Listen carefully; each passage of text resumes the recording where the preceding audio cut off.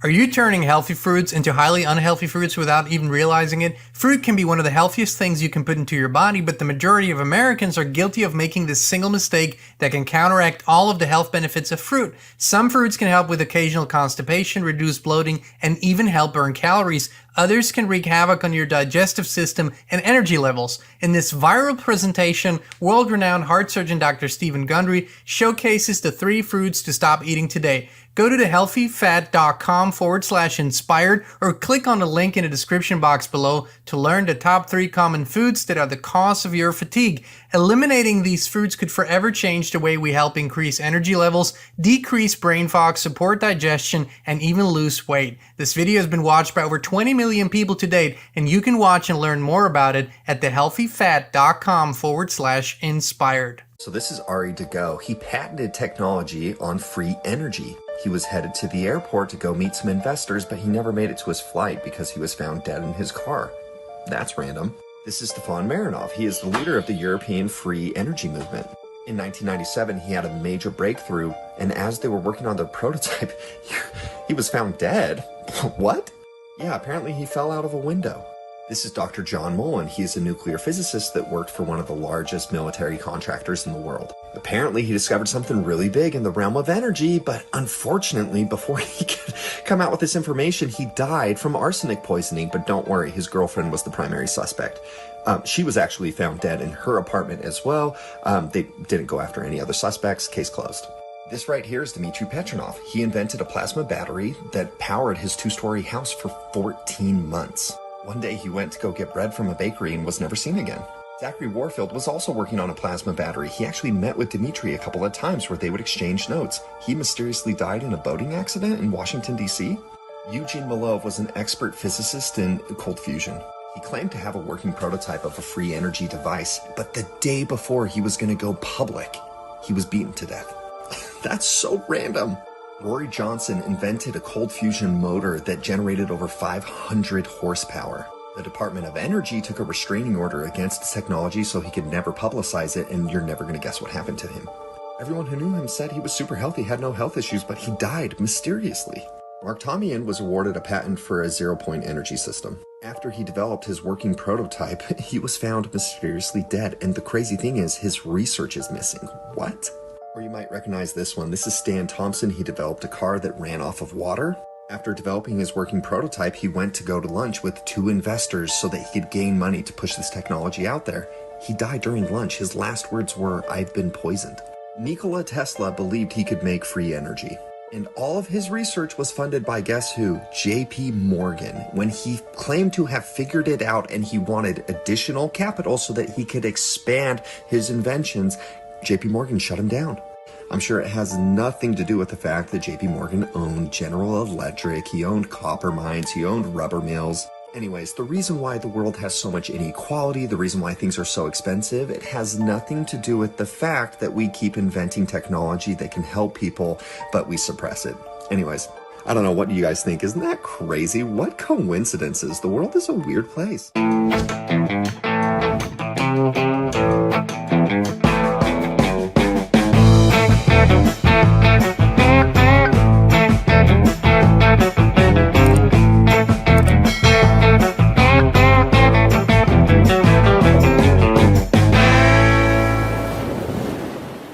I hope you can hear me now. We're going to start this over. Inspired Tribe, my fellow freedom lovers, it's John Nolan here. Thank you so much for tuning in. It is Tuesday, July 23rd, 2024. We're healthy, wealthy, whole, and free, and welcome on X, Rumble, YouTube. I welcomed you all. I'll do it again. Good to see you, Deb, Mama, Ian, Joanna, MC, Maggie. I saw Catherine up there, Dragonfly, Paula. Good to see you. Tan, who else is here? J Frog, Jim, good to see you, buddy. Cynthia, Christabella, Jerome, my goodness. Thank you all for tuning in. Today's an important subject. We've talked about simulation theory, the matrix, the simulated reality a lot. And there are many, many ways to look at this, and they all sort of lead us to the same conclusion. And today, we're going to take off some of the blinders to realize that a new era of simulated reality was ushered in 1952, and that since then we have sort of been in an artificial space. And I'll explain everything to you. I just want to go through a little bit of current news because the currently news are developing on a second basis. So things that people have been finding out, and those were I've checked those things because those are my exact thoughts. So we know that the actor who is playing Joe Biden has resigned from the candidacy to run for president in this coming election through a letter on X.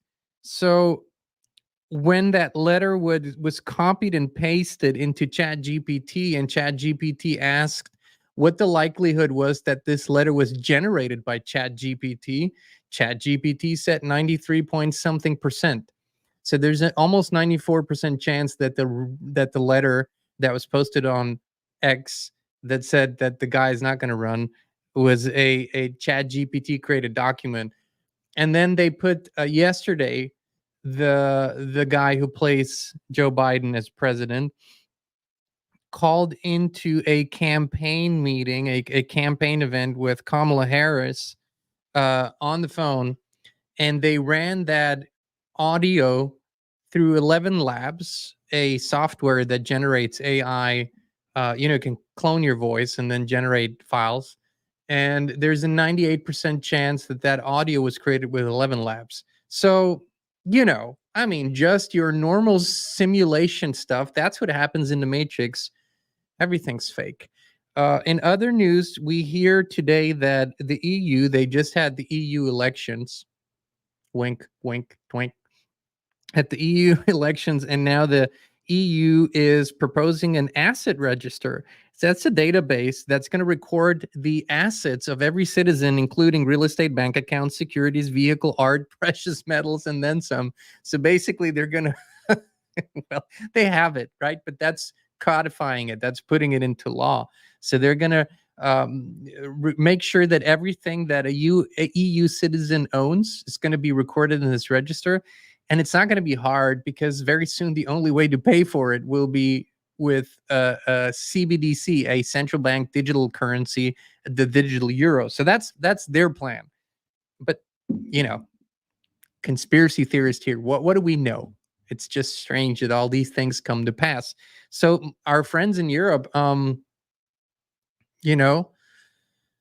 think it's time, right? I think it's time. Okay, let's dive into today's subject, which is simulation by law, and how our reality has been altered since 1952. And of course, it's been altered in many other ways, but this is particular. So, have you ever wondered how come that we have devices and computers right now and AI and stuff like that that has evolved from no computers or almost no computers just 60, 70 years ago, right? I mean, really, computers, the way we understand them today, didn't come into existence like personal computers until the 80s, late 70s, early 80s.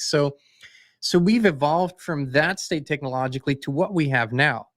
Yet at the same time, planes are still flying with combustion engines. Most cars are still driving with combustion engines. Supposedly, rockets are shot into space with combustion, so an explosion, right? And a conventional fuel is used for that. There are sectors of, I mean, you drive, along any road, you'll see the power lines. Pretty much same concept as it has been from the beginning, from the inception, since we've had electricity, since the last reset at least. It's all the same. None of it has truly evolved, which is strange, wouldn't you think? Well, it has evolved, but you're not allowed to know by law. So people have heard of inventors, like we've seen in this clip in the intro, that have gone missing, that have been suppressed, that have been silenced, that have been killed.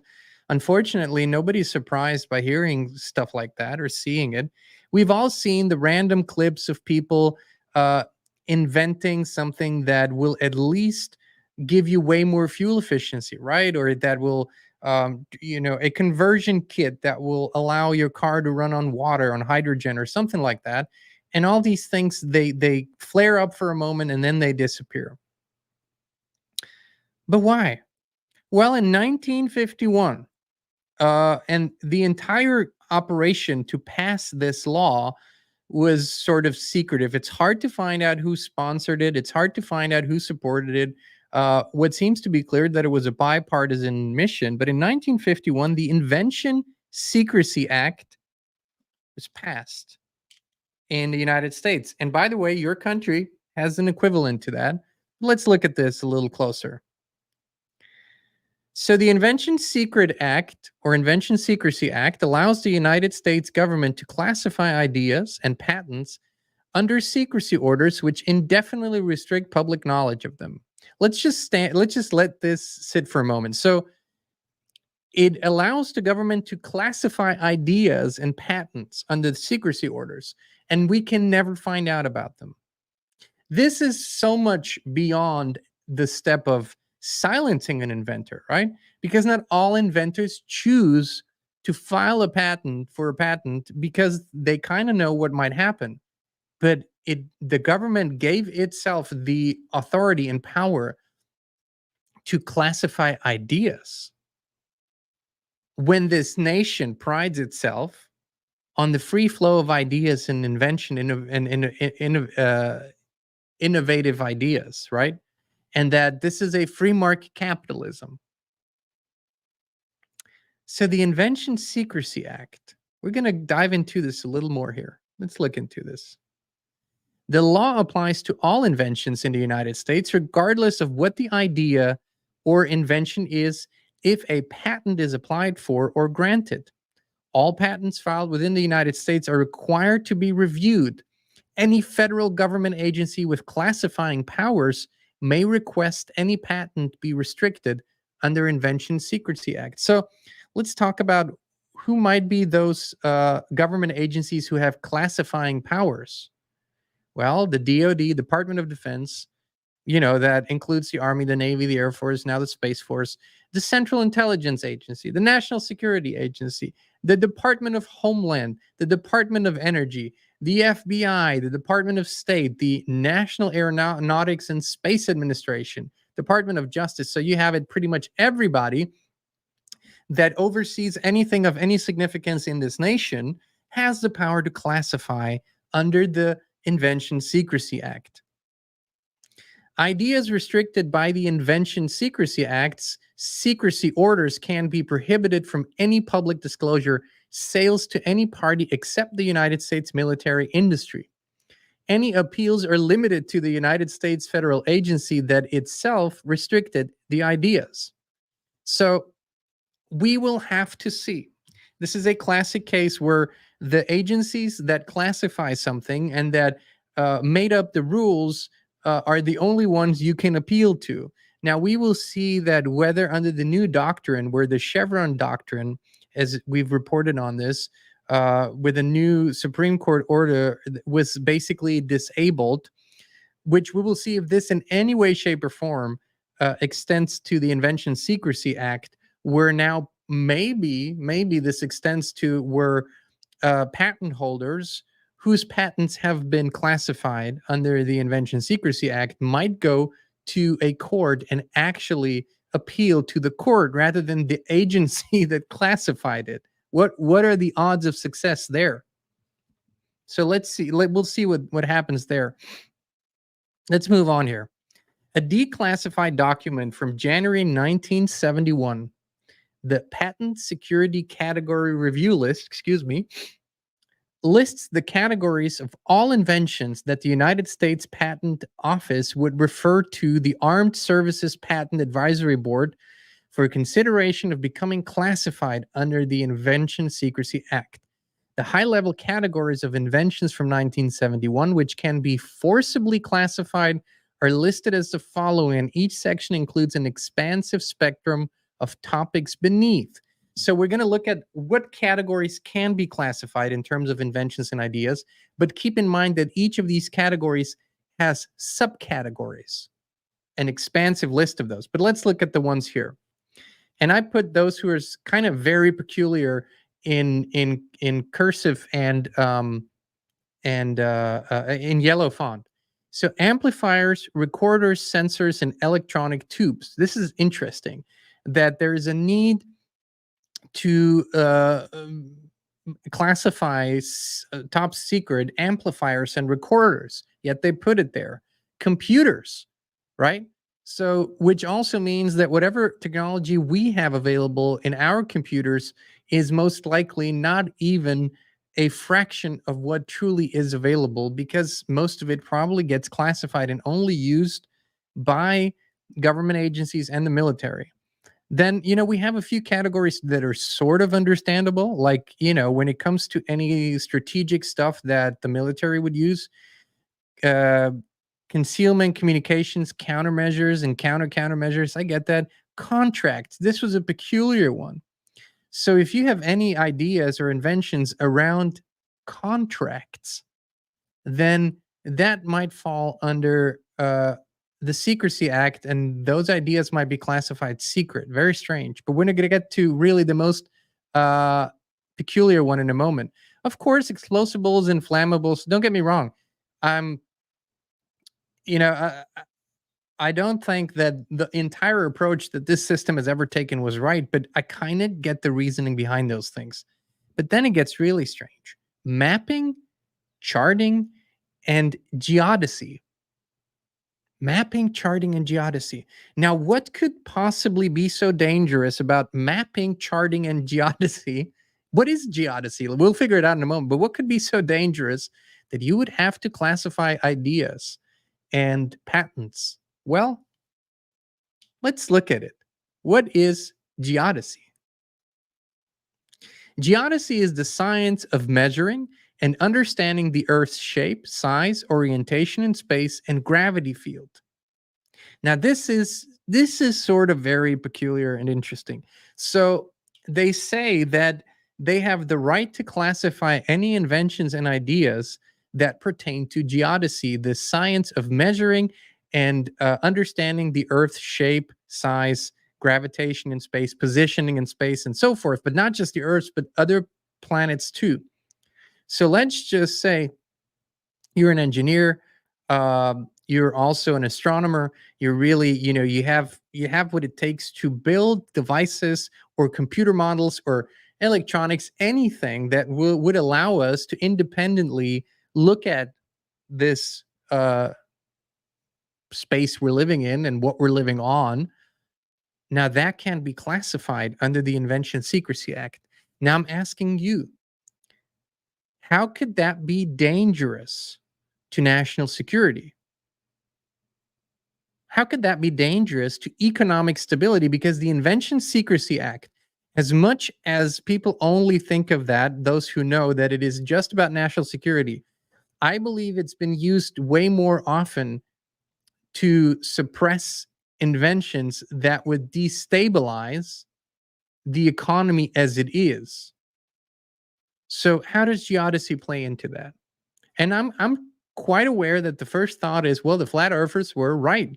I don't say they're right or they're wrong because I don't know. But apparently, if we had technology that would allow us to find out, we wouldn't be allowed to use that technology or even know about it. So this one I found extremely peculiar because I didn't see that one coming. I saw other categories coming, but I didn't see that one coming. Military photography is missiles, navigation equipment. That's another one that's strange to me. Why you would have to classify navigation equipment? What danger could that possess or pose? Especially since the government claims that they have the most sophisticated technology. But here we come, of course, to power supply and propulsion systems, propellants and fuels, and vehicles. So these are extremely potent categories, right? So power supply being the most potent one in my view, because we live in an electrified world. Everything is powered. Everybody uses power, and not to be too poetic here, but it powers our lives and the way we live it. So, like I said before, we still have We have nuclear energy, right? I mean, that's being used in the United States quite a lot. Um, we have different kinds of water produced energy. We have windmills that seem to be extremely inefficient. We now have an emergent industry of hydrogen power plants that are starting to come up bigger, and a few other, but for the most part, we are still using what we have been using for the longest time. Power is still transported through those power lines that cause all kinds of problems, that are very inefficient, that are very prone to, weather and all kinds of other influences. So it is absolutely not what it could be.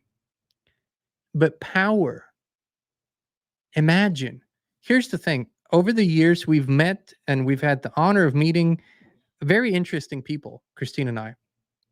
One of the gentlemen, or actually a few, but one of the gentlemen I really remember was an older engineer type, and he was your classical, somewhere in between genius and insane type, right? When somebody is so immersed in their invention and engineering work, they tend to be in their own world, and sometimes it borders on insanity. But I'm okay with it because that's kind of like the artist too. So I get it.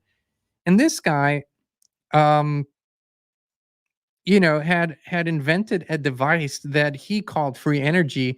It had a high efficiency rate, maybe 98%. I don't know, but I can tell you that whatever obstacle you could possibly imagine was put in his path, and it was psychological warfare and on all other levels. And this is a story that I repeatedly hear over and over and over and over and over again.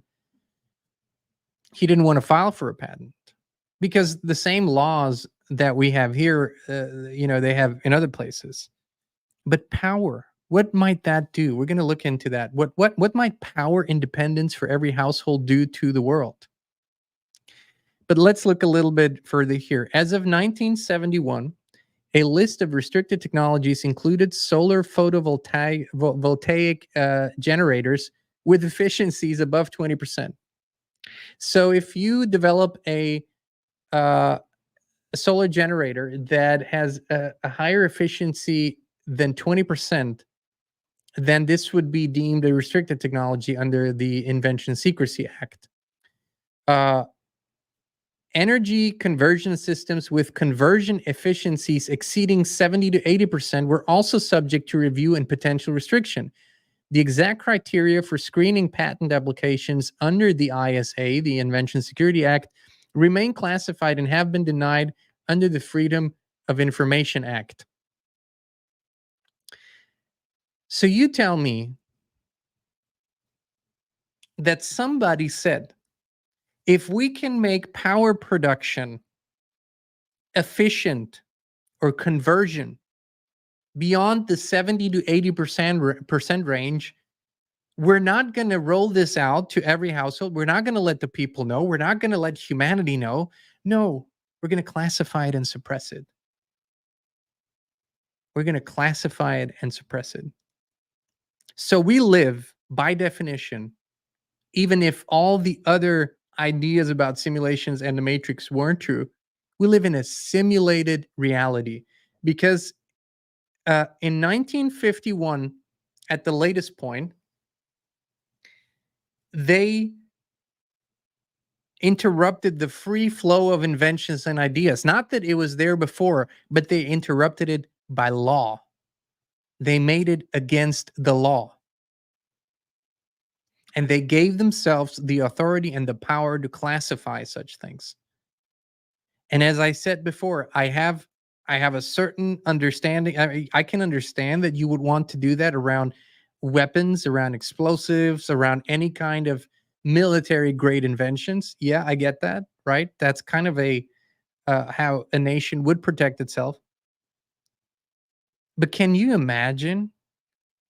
Can you imagine? Play this out with me. Play this scenario out in your mind with me.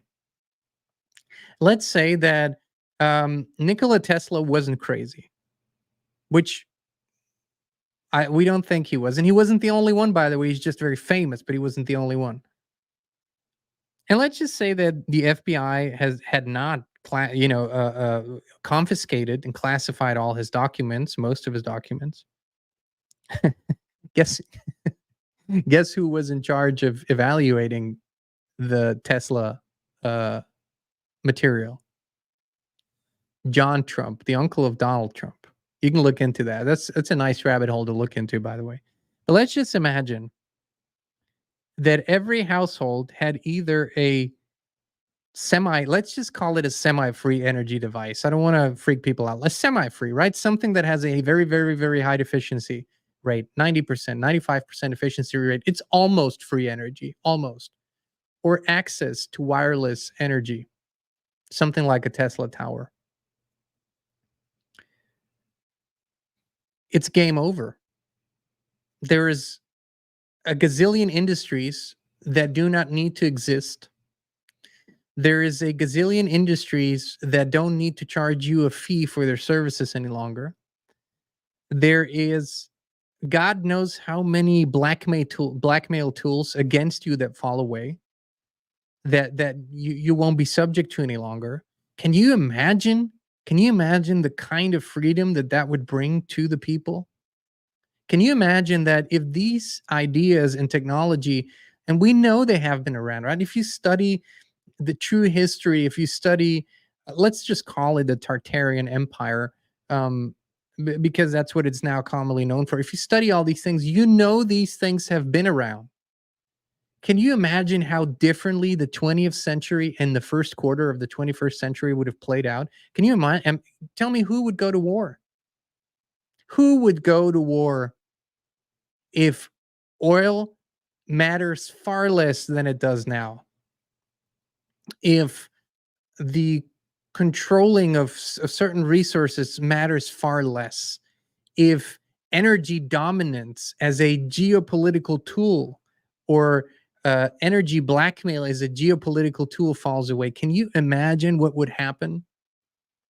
It's incredible to just think about it. We live in a simulation just through laws like these that literally alter the course of history because they don't allow for the free flow of ideas.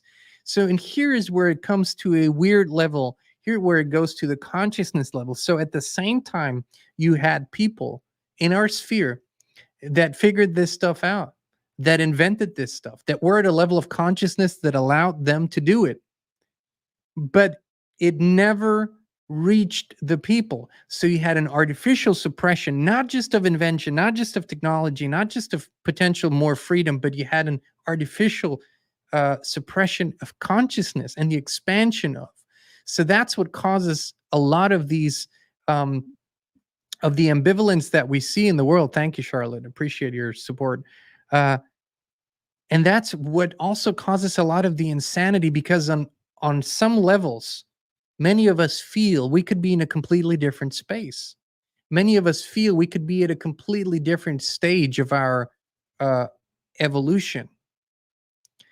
And when you can do that by law and by definition, create a simulation, because this now is a simulation, because it isn't the free flow of ideas, the free flow of invention, the free flow of innovation, the free flow of speech. If all that is suppressed, consciousness does not have a proper reflection of itself.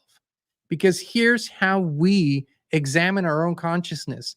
We really recognize what our level of consciousness is by looking at what we create in the world, what we say, what we write, what we create, what our art is, what our entertainment is. By those creations, we can gauge our levels of consciousness. If that process is artificially suppressed, we have a false understanding of who we are and where we stand. This is the bigger picture of this, the much bigger picture than just the suppression of technology.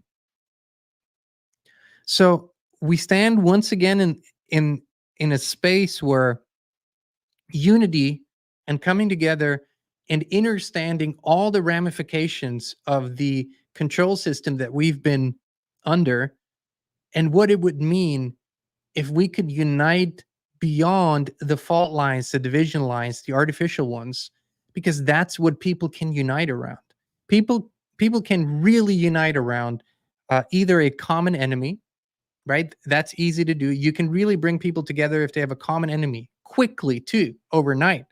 But what also brings people together is the prospect of uh, a quantum leap in their development, or of bettering their lives through a quantum leap. So if we knew, as a society, if millions of us knew what I just shared with you, and if we knew what was actually possible, we would unify around the idea to make it possible, and we would be unstoppable. We would be unstoppable because numbers matter, right? So this is why the knowledge and the studying and the research matters. This is why looking at truth matters. This is why studying our true history, studying what has been happening with this system, how it's been weaponized against us, why that matters. Because it leads us to a greater perspective. It leads us to a greater level of consciousness. Without it, we live in a fake reality, and that's exactly what's been happening.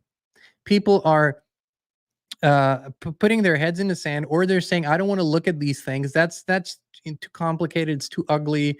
It's negative. I don't want to look at the negative." Yeah, but you're also living in a artificial reality. That's not real.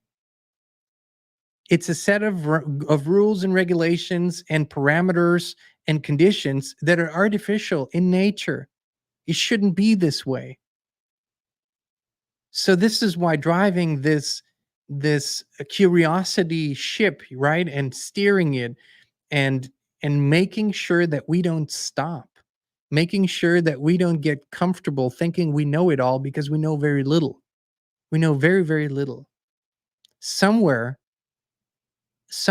in top secret facilities are vehicles and anti-gravitational flying devices that could have, when and let me extend that thought, if the worry for climate was real, if they believed their data, if they believed their projections, if they were serious about it, that's the first thing they would do, because that's what they always do. They only think of technology. So the first thing that they would do is roll out the technology that makes all the other polluting technologies obsolete. Because why would you have anything powered by anything that causes emissions? Even if CO2 is not the problem, there are other compounds that are problems, that are huge problems. Pollution is a huge problem. The way we are ravaging the earth is a huge problem. Huge. But that's not what they talk about. But if that was a true concern, wouldn't we go to technologies that require very little pollution, that require very little maintenance, that require very little of anything that is harmful? Sure, they would, but they don't. No, we're still flying through the air with huge jets that burn thousands of gallons of fuel and that spray other stuff that is supposed to counteract what the fuel does. You have to think about this. Think about this. Geoengineering through chemtrails. It's the most insane thing and the most paradoxical thing you could possibly imagine. You're flying a plane with jet engines that burns thousands of gallons of fuel, and you're saying that the burning of those thousands of gallons of fuel creates emissions that warms the earth. And because that's what's happening, you're spraying compounds into the atmosphere that reflect the sunlight so the earth doesn't warm, because of the emissions that you're simultaneously spraying. You're just, if you think about it, it's so insane. It's so ludicrous. It's so matrixy. I can't even wrap my mind around it. But that's the story that they're selling. That's what they're doing every single day. That's the level of insanity that we're dealing with. And if we think that any kind of meaningful solution is going to come from those insane psychopaths that do that and advocate for that and make laws for that, well, we're gravely mistaken. It's always been us. This will be continually every day for as long as I'll be here. This will be the message. It's always been up to us. It's always been up to us. And at some point, we got to say, fuck it. This makes sense. This helps everybody. We're going to unite around this. We're going to do it. And that is the spirit that we all need to embody now. Listen, we've been taught to do things that go against our best interest because somebody wrote in black ink on white paper that is the rule. And we were taught to follow the rule even if it hurts somebody or if it hurts us. Now, it has always been my sincere inner knowing that whether something is a rule or not, if it is immoral, if it is unjust, if it is harmful, I will not follow it. But most people are not like that. I think that's what we need to adopt again. That's the spirit that we need to embody, and we need to invite the apparatus in. I want to say this as often as I can, that there is a top echelon, and they are psychopaths. They're empathy deleted. They're not like us, and they don't like us. So that echelon you can't invite in. You can't sit down with, you can't negotiate with, you can't have diplomacy with, because they're incapable of all of these things. But the vast majority of operatives, of people beyond it, the bureaucrats and everything, they're not necessarily like the top echelon. Those are all people that we can invite into a greater perspective, a greater understanding, a greater level of consciousness. Not all of them, NPCs and whatnot, but still, there's a significant number of people that it is possible, and they can be invited in, and they can realize that when they clock out 5 p.m., they're not their title, they're not their uniform, they're not their security clearance. They are men and women like you and me. Their spirit having a human experience. This conversation needs to extend beyond our community, beyond the truthers and the freedom lovers, way beyond. Needs to invite those people in and show them that they're part of a system that goes against them, their children, their families, their loved ones, their friends. Every single time that I've done that, and we've done that, we've had plenty of conversations with the people that are in the system. Plenty of conversations. And every time that instead of taking the confrontational route, instead of pointing fingers and calling them out and making them the scapegoat, right? Instead of doing that, inviting them into the human boat and just say, listen, you truly are in the same boat. Let me show you. Let me show you how policies of your agency or your superiors or whatever are harming you and benefiting only those that wish to completely alter who we are, what we are, and what space we live in, to engineer it to a point where it is anti-livable for us. That is the agenda. Make it anti-human, make it impossible for us to live in this space the way that we are. So we got to invite all those people in.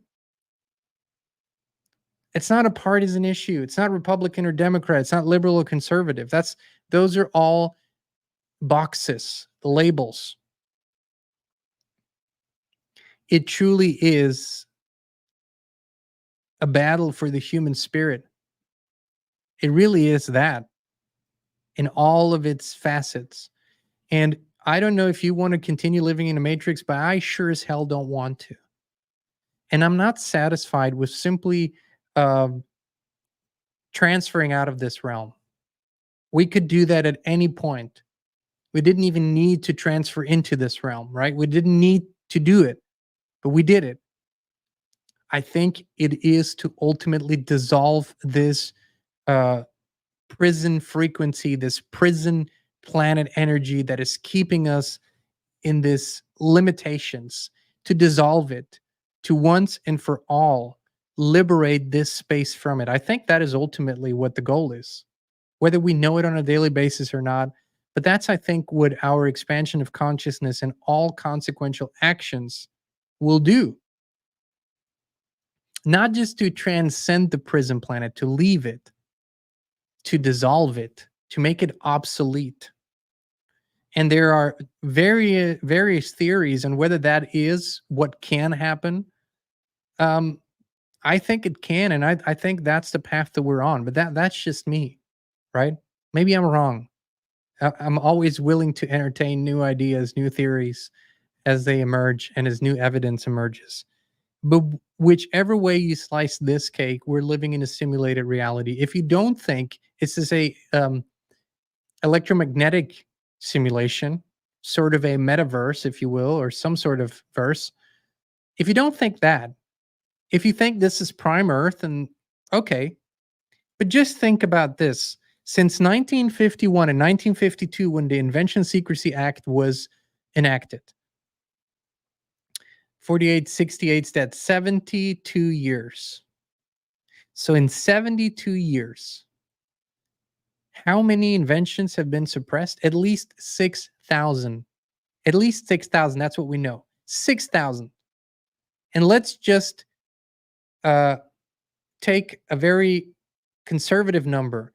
And out of these 6,000, maybe 10%, maybe 1%, 60, 1%. What if just 1% of these inventions would have a consequential impact on life on Earth, on humanity, on our life, and on our consciousness? What if just 0.1%, just 6 inventions? Think about it. Think about it. Just think about it. Not not all inventions have a huge impact, but those that do tend to change the way we look at life, we live life, what we do, how we live. Just think about, and this is, I think, one of those inventions that we could debate for years whether it's good or bad.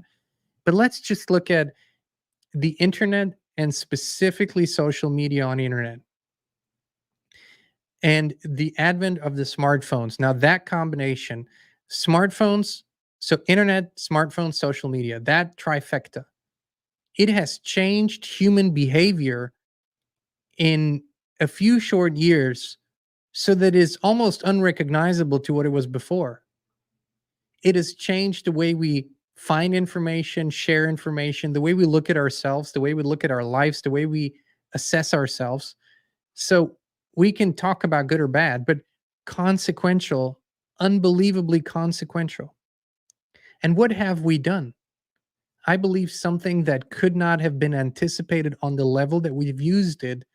We've taken this technology, most of us, knowing on a spirit level, this is not what we really want. This is not what, at least for me, listen, I'm an artist and a songwriter. So in the 21st century, an artist and a songwriter basically, if he doesn't live on stage and in the studio, he lives on social media. That's been the case now. Christine had to push me to make an Instagram account. I had one old Facebook page as a musician, and that was the extent of my social media presence because I had no natural inclination to it whatsoever. And she had to push me, and rightfully so. But I think most of us, from the level of consciousness that we're at and from where we're spiritually, are not really excited about it. But what did we do? We took it, we learned it, and we used it to an extent that they didn't anticipate. We used it for what? For seeking truth, for speaking truth, for sharing truth to the best of our abilities. That's what we did. And that's when you turn your enemy's weapons against them. That's a beautiful thing. That's a beautiful thing. That's when you use them for good. So, as always, think about this. The engineers, the inventors, even the artists, because artists tend to create things that have an exponential effect on the human spirit when those things are created properly. But think about them as living in their little spaces, in their little workshops, in their little rooms, focusing 100% of their time, energy, and effort onto bringing into existence what they know can be. And they're alone. And we got to find those people again and stand behind them and stand with them and make them so supported that nothing can stop the expansion of something that is good and serves everybody. right? I am incredibly thankful that some people make it, that some people create things that help us through these times. You know, we're looking, and we have been looking, Christine and I, intensely, and attracting those people into our sphere who are the very best at what they do and who work with the highest morals, integrity, and intentions for the benefit of all. Okay, that's it. So the highest integrity that we can find, because we know we need it.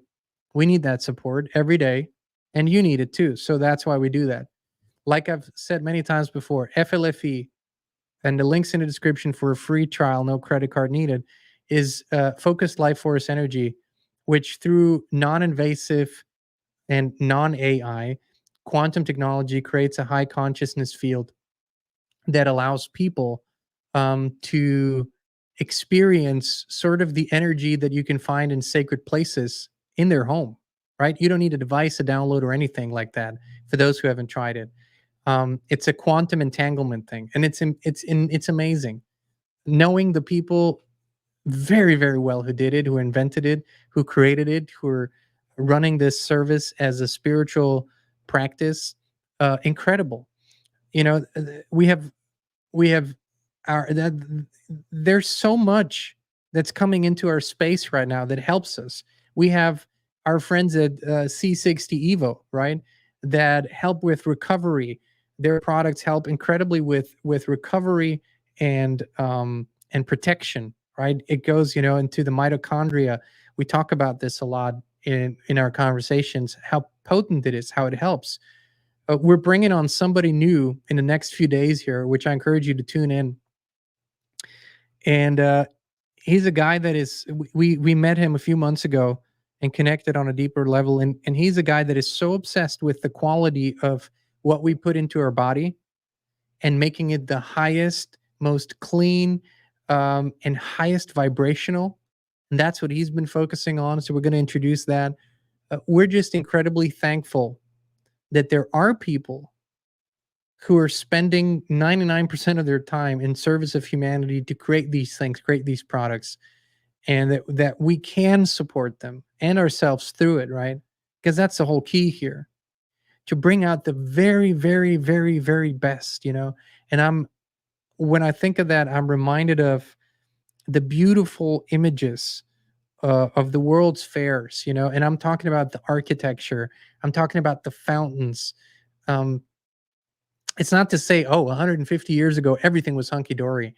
I don't believe that, but a potential that's still in the air, a potential for our excellence, a potential for true expansion, not this divisive, destructive technology that shuts down our right brain, our creativity, that puts us into this electronic mind, into this robotic mind. Not that, but the wholesome, beautiful, amazing creations that a full spectrum human being can create and enjoy and share for the benefit of all. That's what we want to see in a world again. Architecture that makes you cry because it's so beautiful. Have you ever been to let's say a more classic European city, and to a certain extent you find this in the States too, where you walk into a building and you look at the forms and you look at the geometry and you look at the art, and you're just in awe because it speaks to an aspect of you that's deep inside. There's a communication happening, right? There's something in exchange. Or you, man, because of recent events, and I used to listen to this a lot because of recent events and how they unfolded. I listened again to Pavarotti's version of Nessun Dorma, uh, an iconic piece of music that, please listen. Please listen. Go and listen to it and tell me that it doesn't move you, that it doesn't move your spirit, that it doesn't do something to you. Do you think that AI creations will have that ability? Do you think that the technocratic, the insane, technology centric AI merger world will have that? it actually wishes to extinguish that part of us. It wants us to lose it. This entire simulation is there to make us lose that ability to feel, to have intuition, to connect the dots, to, I call it feelinking. It's the perfect merger of feeling and thinking, feelinking. And we need both. It needs to be linked. The left and the right brain, the hemisphere need to be linked. The neural pathways need to fire on all cylinders.